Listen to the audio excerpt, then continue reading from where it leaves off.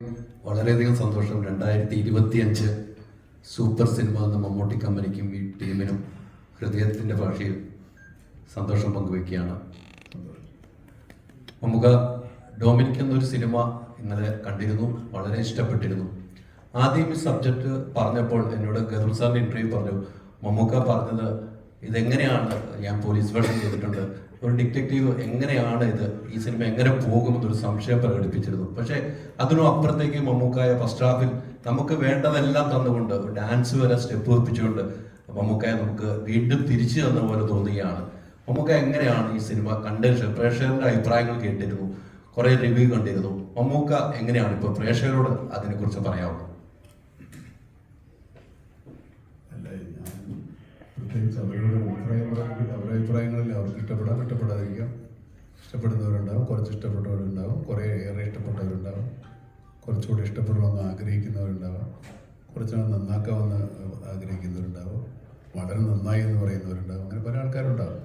അവരുടെ അടുത്ത് ഇപ്പം ഞാൻ അങ്ങോട്ടൊന്നും പറയാനില്ല, അവർ പറയുന്നത് കേൾക്കുക എന്നുള്ളതാണ്. ഈ സിനിമയെ സംബന്ധിച്ചിടത്തോളം ഈ പറയുന്ന ഒരു സോക്കോൾഡ് ഹീറോ ക്യാരക്ടറല്ല നമ്മൾ ചെയ്യുന്നത്. ഒന്നാമത് ഇയാൾ റിട്ടയർഡ് പോലീസ് ഓഫീസറാണ്, റിട്ടയർഡല്ല, എന്താ പറയുക, പിരിച്ചുവിടപ്പെട്ട ഒരാളാണ്. അപ്പോൾ അയാൾക്ക് അതിൻ്റേതായ ഒരു ബുദ്ധിമുട്ടുണ്ട്. പിന്നെ അയാളുടെ ഫാമിലി, അയാളുടെ പേഴ്സണൽ പ്രോബ്ലംസ്, അയാളൊരു ഡയബറ്റിക് പേഷ്യൻ്റാണ്. അപ്പോൾ ഈ ഫൈറ്റും ഗുസ്തിയൊക്കെ നമുക്ക് എല്ലാ ഹീറോയും ഒരേപോലെ ഫൈറ്റ് ചെയ്യണമെന്ന് പറയരുത്. എല്ലാ കഥാപാത്രങ്ങളും ഗുസ്തിക്കാരല്ലല്ലോ. ഇതിനകത്ത് ഡൊമിനിക് അങ്ങനെ ഒരു ഗുസ്തിക്കാരനൊന്നുമല്ല. അയാളെ തൽക്കാലത്തേക്ക് ഒരു എന്താ പറയുക, ഒരു ജീവരക്ഷാർത്ഥമുള്ള ഫൈറ്റുകളൊക്കെ ഉണ്ടാവുള്ളൂ. അതുകൊണ്ടാണ് ഈ പടത്തിൽ ഫൈറ്റുകളൊക്കെ വളരെ ക്രിസ്പായിട്ടുള്ളത്. അല്ലെങ്കിൽ ഒരു 100 പേരൊക്കെ ഇടിച്ച് വീഴ്ത്തുന്ന നായകന്മാരുണ്ടല്ലോ ഇവിടെ. ഞാനും ചെയ്തിട്ടുണ്ടില്ലെന്നില്ല.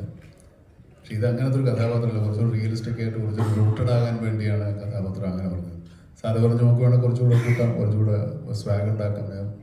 അത് വേണ്ടല്ലോ, നമ്മൾ സ്വാഗ് ഒരുപാട് കണ്ടതല്ലേ. അപ്പോൾ അത് ഒരു വ്യത്യസ്തമായ കഥാപാത്രം ആയിക്കോട്ടെ, ഒരു സാധാരണ മനുഷ്യനായിക്കോട്ടെ, സാധാരണ മനുഷ്യനെ കൊണ്ടാവുന്നതൊക്കെ ചെയ്യുന്ന ഒരാളായിക്കോട്ടെ എന്ന് വിചാരിച്ചിട്ടാണ് അങ്ങനെ ഉണ്ടായത്.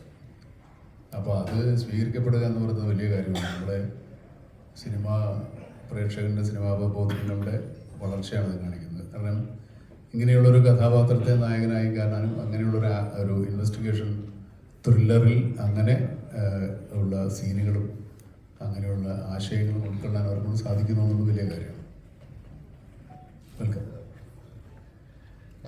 അതോടൊപ്പം തന്നെയാണ് ഈ ഫസ്റ്റ് ഹാഫിൽ നമ്മൾ കാണുന്ന മമ്മൂക്കാനോട് ഡാൻസ് സ്റ്റെപ്പ് ചെയ്യിപ്പിച്ചിട്ടുണ്ട്.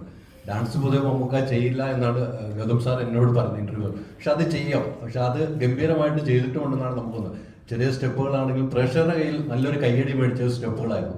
അതെങ്ങനെയാണ് ഗൗതം സാർ പറഞ്ഞപ്പോൾ സാർ അത് ആദ്യം വേണ്ട എന്ന് പറയുന്നു, മമ്മൂക്ക ആദ്യം വേണ്ട എന്ന് പറഞ്ഞു, പിന്നീട് അതിലേക്ക് മമ്മൂക്ക ഇൻവോൾവ് ആകുകയാണ് ചെയ്തത്? സ്വാഭാവികമായിട്ടും ഞാൻ ഈ ഡാൻസിനോട് അത്ര പരിചയമുള്ള ആളല്ല. ഞാൻ ഡാൻസൊന്നും പഠിച്ചിട്ടില്ല, മറ്റേ കലാമണ്ഡലത്തിൽ. അതുകൊണ്ട് പൊതുവെ മടിയാണ്. പിന്നെ സാറ് പറഞ്ഞ് ധൈര്യം തന്നു. പിന്നെ എന്തോ ആവട്ടെ, അന്ന് പെട്ടുപോയില്ല എന്ന് വിചാരിച്ചങ്ങ് ചെയ്തു പോയത്. അത് വളരെ അതിൻ്റെ 3 ഇരട്ടി ഉണ്ടായിരുന്നു. ഞാനതിന് ഇറങ്ങി പുറകോട്ട് വന്നതാണ്. ഡാൻസ് മാസ്റ്റർ കാര്യം കൈ പിടിച്ച്.